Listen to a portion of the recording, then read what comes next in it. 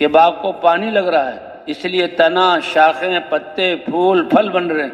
पानी मुनक़ते हो जाए तो पहले फूल नहीं आएंगे, फिर पत्ते जाएंगे, फिर शाखें, लकड़ियां बन जाएंगी। फिर एक दिन ऐसा कि ये हरा भरा दरख्त कट कर आग में इसको जलाया जाएगा। जब ये खैर वाले आमाल सब जगह जिंदा होंगे तो मुसलमानों के घर भी हिदायत का दरिया बने। माओं की गोदों से बच्चों की तरबियत होती थी और फिर उलमा के आसपास आकर वो मुहद्दिस बनते थे।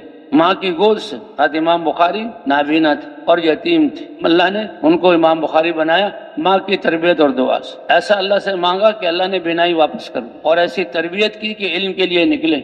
और फिर ऐसे इल्म की खिदमत के किताबुल्लाह के बाद अगर दीन इस्लाम में कोई किताब है तो बुखारी की किताब। ये माँ की तरबियत, बाप नहीं था सर पे, तो भाई इसलिए हमने वापस जाकर फिर जहाँ घर वालों को भी अमाल वाला बनाना और दुआओं का एहतमाम करना, करेंगे कोशिश इंशाअल्लाह।